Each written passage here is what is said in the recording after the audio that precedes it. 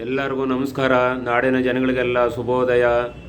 ಶನಿದೇವರ ಭಕ್ತರು, ಇವತ್ತು ಮಂಗಳವಾರ, ಇವತ್ತು ತಾರೀಕು 6/8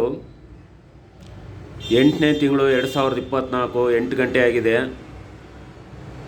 ಇವತ್ತು ಮಂಗಳವಾರ ಆಗ ತಲಕೆ ಅಂಗಾರಕ ಕುಜ ಮಂಗಳ ಅಂತ 3 ಹೆಸರು ಭಗವಂತನಿಗೆ. ಶನಿದೇವರು ಇವತ್ತು ದಾರಿ ಬಿಟ್ಕೊಟ್ರೆ ಪ್ರತಿಯೊಬ್ಬರಿಗೂ ಒಳ್ಳೆಯದಾಯ್ತದೆ. ಆ ಭಗವಂತ ಎಲ್ಲರಿಗೂ ಕರುಣೆ ತೋರಿಸಿ ಏನೇ ಕಷ್ಟ ಇರಲಿ ಪರಿಹಾರ ಆಗಬೇಕು.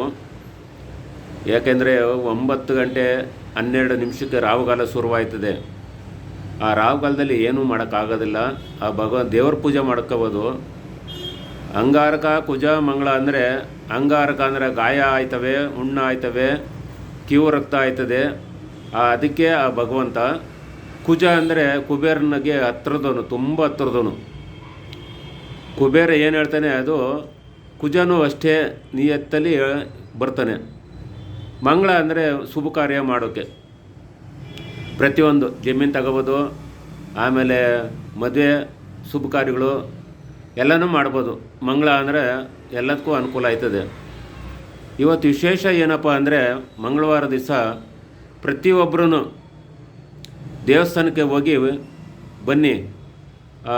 ತಾಯಿ ಆಗಲಿ ತಂದೆ ಆಗಲಿ ಎಲ್ಲರಿಗೂ ನಿಮ್ಗೆ ಒಳ್ಳೆಯದಾಯ್ತದೆ. ನೀವು ಮಾಡೋ ದಾನ ಧರ್ಮದಿಂದ ನಿಮ್ಮ ಮಕ್ಳಿಗೂ ನಿಮ್ಮ ಕುಟುಂಬಕ್ಕೂ ನಿಮಗೂ ಎಲ್ಲ ಅನುಕೂಲ ಆಯ್ತದೆ. ಯಾಕೆಂದರೆ ನಿಮ್ಮ ಕೈಲಿ 1 ರೂಪಾಯಿ ಕೊಡ್ತಿರೋ 10 ರೂಪಾಯಿ ಕೊಡ್ತಿರೋ ಅದು ನಿಮಗೆ ಸೇರಿದ್ದು. ಯಾರಿಗೇ ಆಗಲಿ ಇಷ್ಟೇ ಕೊಡಿ ಅಂತ ಯಾರೂ ಬರವಣಿಗೆ ಬರೆದಿಲ್ಲ, ಏನಿಲ್ಲ. ಅನ್ನನೂ ಅಷ್ಟೇ ನೀವು ಕರೆದು ಊಟಕ್ಕೆ ಹಾಕ್ಬೋದು, ಅದು ಧರ್ಮ. ವಯಸ್ಸಾದರಾಗಲಿ ಮುದುಕರಾಗಲಿ ಯಾರನ್ನಾಗಲಿ ಅನ್ನನ ದಯ ಅಂತ ಬಂದವರಿಗೆ ಊಟ ಇಕ್ಕೋದು, ನೀರು ಕೊಡೋದು ಅದೆಲ್ಲ ಧರ್ಮದ ಕೆಲಸ. ನಿಮ್ಮ ಮಕ್ಳಿಗಾಗಲಿ ನಿಮ್ಗಾಗಲಿ ಒಳ್ಳೆಯದಾಯ್ತದೆ. ಆಮೇಲೆ ರೋಡಲ್ಲಿ ಯಾರನ್ನ ಹೋಗೋರು ವಯಸ್ಸಾದವರು ಮುದುಕರು ಅವ್ರಿಗೂ ರೋಡ್ ದಾಡ್ಸೋದಾಗಲಿ, ಇಲ್ಲ ಅವ್ರಿಗೆ ಹೊಟ್ಟೆ ಹಸು ಅಂದರೆ ಏನೋ ನಿಮ್ಮ ಕೈಲಾದಷ್ಟು ಅನ್ನ ಕೊಡಿಸೋದು, ನೀರು ಕೊಡಿಸೋದು, ಏನೋ ನಿಮ್ಮ ಕೈಲಾದಷ್ಟು ಒಂದು ವಸ್ತ್ರ ಕೊಡಿಸೋದು ನಿಮ್ಮ ಅದು ಕರ್ತವ್ಯ. ನೀವು ಎಷ್ಟು ಮಾಡ್ತಾರೋ ನಿಮಗೂ ನಿನ್ನ ಮಕ್ಳಿಗೂ ಅಷ್ಟು ಅನುಕೂಲ ಆಯ್ತದೆ. ಭಗವಂತ ಒಳ್ಳೇದು ಮಾಡ್ತಾನೆ.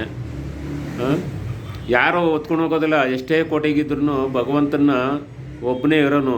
ನರ್ಮನ್ಸರು ಯಾರೂ ಇರೋದಿಲ್ಲ, ಎಲ್ಲ ಬಿಟ್ಟು ಹೋಗೋದೆ. ಒಂದು ಬಟ್ಟೆನೂ ಎತ್ಕೊಂಡು ಹೋಗೋಕ್ಕೆ ಶಕ್ತಿ ಇರೋದಿಲ್ಲ ನಮಗೆ.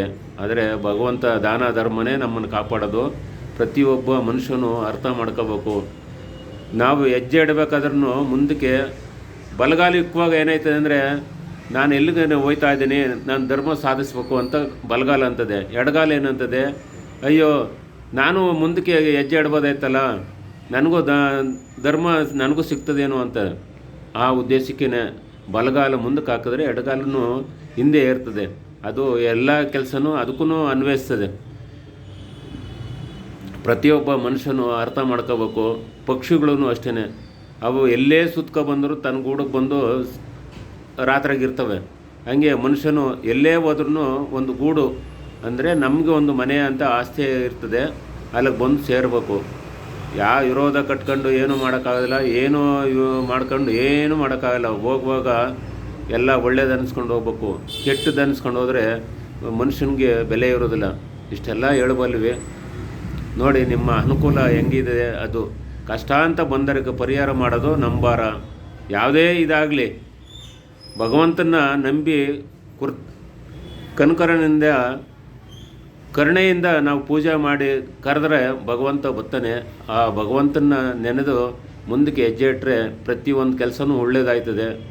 ನಾವು ಮಾಡ್ಕೊಂಬ ತಪ್ಪು ಕೆಲಸಕ್ಕೆ ಭಗವಂತ ಕಾರಣ ಅಲ್ಲ, ಭಗವಂತನೂ ಕೊಡ್ತಾನೆ ಬುದ್ಧಿ ಬರೋಕ್ಕೆ. ಆದರೆ ಆ ಬುದ್ಧಿಗೆ ಮುಂಚೆನೇ ನಾವು ಅರ್ಥ ಮಾಡ್ಕೋಬೇಕು. ಎಲ್ಲರಿಗೂ ನಮಸ್ಕಾರ. ಶ್ರೀ ಶಾಂತಿಮೂರ್ತಿ ಶನೇಶ್ವರ ದೇವಸ್ಥಾನ ಕಡೆ